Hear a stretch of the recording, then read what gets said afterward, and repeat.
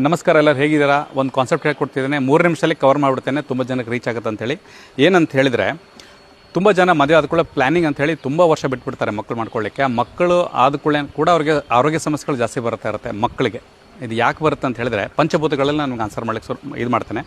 ಪಂಚಭೂತಗಳ ಪ್ರಕಾರ ಒಂದು ಗಂಡು ಅನ್ನೋದು ಮದುವೆ ಆದಕೊಳ್ಳೆ ಒಂದು ಗಂಡು ಏನಂದರೆ, ಅದು ಒಂಥರ ಬೀಜ ಅಂದರೆ ಆಕಾಶ ತತ್ವ ಮತ್ತು ವುಡ್ ಎಲಿಮೆಂಟ್ ಅಂತ ಬರುತ್ತೆ ಚೈನೀಸಲ್ಲಿ. ವುಡ್ ಎಲಿಮೆಂಟ್ನ ಇದು ಮಾಡ್ತದೆ. ಹಾಗೆ ಒಂದು ಹೆಣ್ಣು ಮದುವೆ ಆದ ಕೂಡಲೇ ಅವಳಿಗೆ ನೀವು ಗದ್ದೆ ಥರ ನೋಡ್ಬೋದು, ಅಥವಾ ಒಂದು ಭೂಮಿ ತತ್ವನ ಹೇಳ್ಬೋದು. ಒಂದು ಬೀಜ ಒಂದು ಗದ್ದೆಯಲ್ಲಿ ಹಾಕಿದಾಗ ಅದರ ಫಸಲ್ ಇಮಿಡಿಯೇಟ್ಲಿ ಬರುತ್ತೆ, ಅದರದ್ದು ಫಲವತ್ತತೆ ಚೆನ್ನಾಗಿರುತ್ತೆ.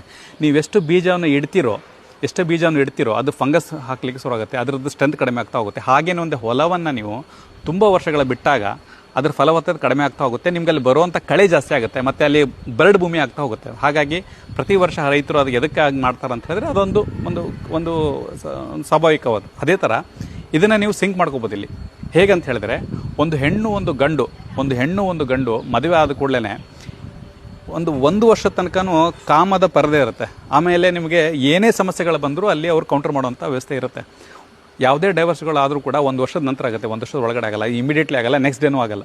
ಸೊ ಹಾಗಾಗಿ ಆ ಒಂದು ಟೈಮಲ್ಲಿ ಮದುವೆ ಆದ ಕೂಡಲೇ ಮಕ್ಕಳಾಗೋದ್ರಿಂದ ಫಸ್ಟ್ ಆಫ್ ಆಲ್ ನೀವು ಈ ಡೈವರ್ಸ್ ಕೇಸ್ಗಳನ್ನು ಜಾಸ್ತಿ ಕೌಂಟರ್ ಮಾಡ್ಬೋದು. ಇನ್ನೊಂದು, ನಿಮ್ಮ ಹುಟ್ಟುವಂಥ ಮಕ್ಕಳು ತುಂಬ ಬಲಶಾಲಿಯಾಗಿರ್ತಾರೆ, ಈ ಸಮಸ್ಯೆಗಳೆಲ್ಲ ಇರಲ್ಲ. ನಾರ್ಮಲಾಗಿ ನೋಡಿ, ನೀವು ತುಂಬ ಬೇಗ ಮದುವೆ ಆಗಿ ಮಕ್ಕಳಾಗಿರೋರು ಅವ್ರಿಗೆ ಸಮಸ್ಯೆಗಳು ಬರೋದು ತುಂಬ ರೇರು. ನಾನು ನೋಡಿದ ಪ್ರಕಾರ ಬಂದೇ ಇಲ್ಲ ಅನ್ಕೋತೀನಿ. ಹೆಚ್ಚು ಕಡಿಮೆ ಬಂದಿದ್ದರೆ ನೀವು ಕಮೆಂಟಲ್ಲಿ ಹಾಕ್ಬೋದು. ಈ ತುಂಬ ಏಜ್ಡ್ ಆಗಿ ಮದುವೆ ಆಗ್ತಾರಲ್ಲ, ಅಂದರೆ ಏಜ್ ಅಂದರೆ ಫಸ್ಟ್ ಆಫ್ ಆಲ್ 26ಕ್ಕೆ ಆಗಬೇಕು. ಒಂದು ಸಲ 30ಕ್ಕೆ 36ಕ್ಕೆ ಅವರು 6 ವರ್ಷ 8 ವರ್ಷ ಬಿಟ್ಟು ಅಂದರೆ 5 ವರ್ಷ 3 ವರ್ಷ ಬಿಟ್ಟು ಮಕ್ಕಳು ಮಾಡ್ಕೊಂಡವರು ಈ ಸಮಸ್ಯೆಗಳೆಲ್ಲ ಕಾಡ್ತಾ ಇರುತ್ತೆ. ಹಾಗಾಗಿ ಪಂಚಭೂತಗಳಲ್ಲೇ ಇದಕ್ಕೆ ಆನ್ಸರ್ ಇದೆ. ತುಂಬ ಜನ ಹಿರಿಯರು ಕೇಳ್ತಾ ಇರ್ತಾರೆ, ಏನು ಸ್ಪೆಷಲ್ ಇಲ್ವಾ ಅಂತೇಳಿ. ಸೊ ಆ ಸ್ಪೆಷಲ್ ಅಂತಿದೆ ಅಲ್ಲ, ಅದು ಏದಕ್ಕೆ ಕೇಳ್ತಾರೆ ಅಂತ ಹೇಳಿದ್ರೆ, ಅದು ನಮ್ಮ ಭಾರತದ ಮಣ್ಣಲ್ಲೇ ಬಂದುಬಿಟ್ಟಿದೆ.